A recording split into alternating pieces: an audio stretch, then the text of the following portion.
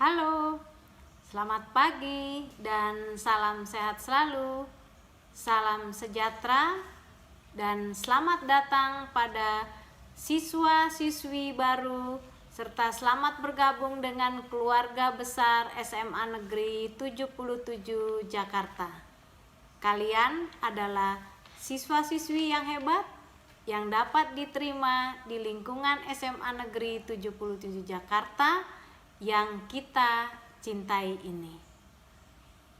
Perkenalkan, saya Ibu Bita atau Ibu Tabita. Saya adalah guru bimbingan konseling atau guru BK yang bekerja sama dengan wali kelas untuk membantu kesulitan atau masalah yang dihadapi pada setiap siswa. Jadi, untuk siswa kelas 10, silahkan apabila kalian menghadapi suatu permasalahan, temui guru BK kalian. Lengkapnya, data saya, nama Dr. Randa Tabita Deborah, alamat Jalan Cemara 1, nomor 15/16, Perum Pondok Cemara, Jatiwarna, Kecamatan Pondok Melati, Bekasi. Pendidikan terakhir S1 di Universitas Negeri Jakarta dengan jurusan Psikologi Pendidikan.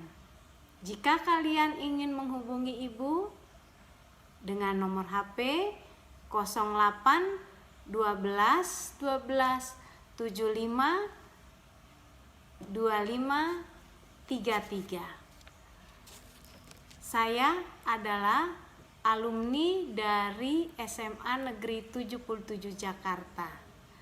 Untuk itu, saya berharap pada kalian, silahkan kembangkan potensi yang kalian miliki untuk kemajuan sekolah kita. Saat sekarang ini kita tidak belajar di sekolah atau tatap muka langsung, tapi kita belajar dengan pembelajaran jarak jauh melalui daring. Materi yang akan Ibu sampaikan adalah tentang pengembangan diri. Untuk itu, penting bagi kalian untuk terus mengembangkan diri untuk mencapai kesuksesan agar lebih terarah. Maka kalian harus tahu apa itu pengembangan diri. Menurut Permendiknas nomor 22 tahun 2006, pengembangan diri adalah suatu kegiatan yang bertujuan memberikan kesempatan kepada peserta didik untuk mengembangkan dan mengekspresikan dirinya sesuai dengan kebutuhan, bakat, minat yang sesuai dengan kondisi sekolah. Adapun tujuan dari pengembangan diri adalah untuk memaksimalkan segala potensi yang ada di dalam diri kita sehingga kita dapat menjadi pribadi yang luar biasa dan mampu bertahan dengan segala perubahan zaman yang kita hadapi, ya. Nah, di dalam kegiatan pengembangan diri merupakan upaya pembentukan watak dan kepribadian siswa, ya, yang harus dilakukan melalui kegiatan. Satu yaitu kegiatan pengembangan diri secara terprogram. Maksudnya di sini dilaksanakan dengan perencanaan khusus dalam kurun waktu tertentu untuk memenuhi kebutuhan peserta didik melalui kegiatan layanan dan kegiatan pendukung konseling. Di sekolah kita difasilitasi dengan adanya ruang BK. Silakan kalian dapat mengunjunginya. Yang kedua, melalui kegiatan ekstrakurikuler. Silakan kalian memilih mana yang kalian senangi atau sukai. Cukup banyak, diantaranya kegiatan futsal, olahraga lainnya, ya, tari-tarian, fotografer, ya. Nah, silahkan kalian pilih. Yang kedua, kegiatan pengembangan diri secara tidak terprogram dilaksanakan sebagai berikut. 1. Rutin. Maksudnya kegiatan yang dilakukan secara terjadwal, terus menerus. Contohnya upacara bendera. Setiap hari Senin kita mengikuti upacara kenaikan bendera atau pada saat hari-hari nasional. Senam kita lakukan juga di sekolah setiap minggu bergiliran kelas 10, 11, 12 beserta dengan para guru dan karyawan. Ibadah pun juga demikian. Sebelum kita belajar, kita melakukan bagi yang agama Islam, mereka mengikuti tadarus, yang agama Kristen dan Katolik mengikuti saat teduh, ya, dan agama lainnya. Selanjutnya, pemeliharaan kebersihan dan kesehatan diri. Pemeliharaan ini perlu sekali, ya. Pemeliharaan kebersihan kelas-kelas, lingkungan kita tentu harus kita bersihkan. Setiap itu siswa melakukan sebelum adanya pembelajaran. Jadi mereka pulangnya itu membersihkan kelas mereka masing-masing. Spontan, kegiatan yang tidak terjadwal dalam kejadian khusus. Contoh, pembentukan perilaku, memberi salam, ya, memberi salam kepada guru piket atau Bapak Satpam di depan kelas, di depan gerbang, ya, atau ya pada guru-guru yang mengajar, silahkan kalian beri hormat, ya, atau memberi salam. Lalu membuang sampah pada tempatnya. Jadi kalau ada sampah, buanglah pada tempatnya, jangan diletakkan sembarangan karena ini akan merusak lingkungan. Antri, ya. Nah, ini budaya antri harus kita melatih dari sekarang karena di sini adalah memberikan kesadaran diri kita bagaimana kita mempunyai kedisiplinan. Lalu keteladanan, kegiatan dengan bentuk perilaku sehari-hari yang dapat dijadikan teladan. Contoh, berpakaian rapi, ya. Kita ada aturan. Jadi setiap Senin kita gunakan baju putih-putih, ya. Lalu hari Selasa putih abu, hari Rabunya kita gunakan pakaian pramuka, hari Kamisnya kita menggunakan batik, dan hari Jumat menggunakan baju koko bagi yang muslim.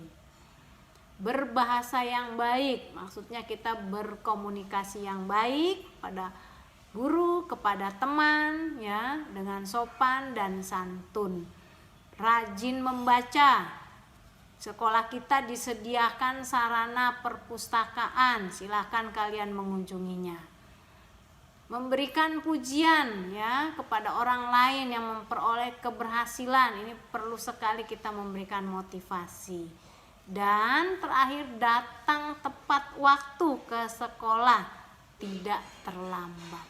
Nah, itulah, ya, yang pelaksanaan pengembangan diri kita di sekolah. Tapi selama kita belajar melalui daring, apa yang bisa kita lakukan untuk pengembangan diri?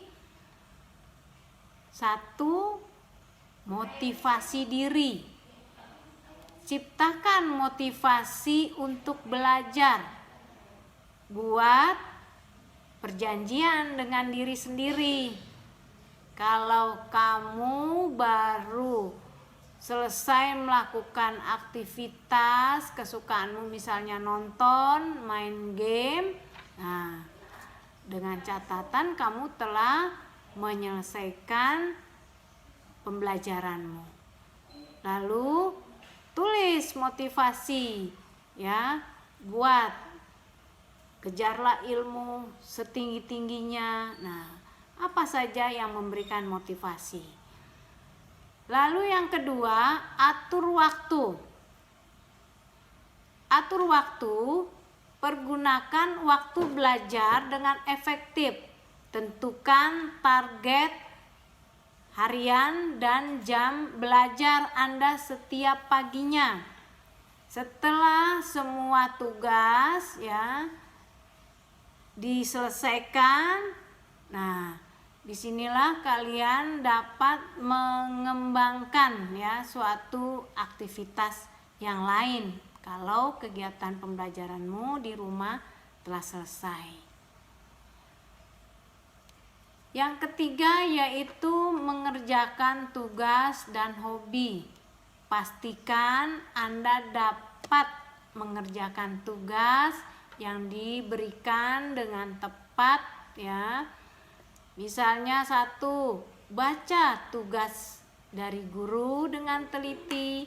Jika belum mengerti, bertanyalah kepada guru atau teman melalui aplikasi chatting, SMS, atau telepon. Untuk pembelajaran daring, pastikan kamu sudah menyiapkan laptop atau HP, ya. Koneksikan internet dengan stabil, kuota yang cukup, dan aplikasi belajar yang dibutuhkan.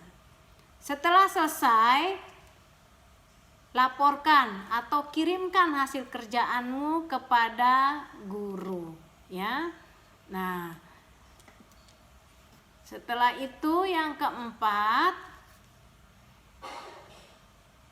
tanyakan pada orang. Maksudnya begini, meskipun tidak bertemu langsung bukan berarti kamu tidak dapat berinteraksi dengan orang lain, ya. Kalian bisa tetap berkomunikasi dengan orang-orang terdekat, misalnya dengan orang tua, ya. Kamu bisa berdiskusi, atau dengan guru kalian bisa bertanya tentang tugas, ya, dan teman-teman sekelas. Bisa kalian memberikan bagaimana cara penyelesaiannya dalam tugas ini, kalian bisa diskusikan. Atau melalui website sumber belajar, ya, bisa kamu jadikan sebagai referensi. Lalu yang kelima, ulang materinya kembali, ya. Jadi mengerjakan tugas saja kadang tidak cukup untuk memahami materi pembelajaran tersebut. Misalnya 1, tonton video pembelajaran online. Diskusikan dengan teman di dalam grup, ya, grup chatting. Lalu buat rangkuman, ya, peta konsep materi tersebut. Kerjakan soal-soal, tambahkan kalau perlu, ya, kalau kalian butuh tantangan, ya. Seperti itu. Demikianlah penyampaian Ibu tentang pengembangan diri. Semoga kalian selalu sehat dan semangat di tengah-tengah pandemi COVID-19, dan jangan lupa protokol kesehatan, cuci tangan dengan sabun, pakai masker, melakukan physical distancing, tetap tinggal di rumah saja. Sampai bertemu. Terima kasih. Salam BK, sahabat siswa.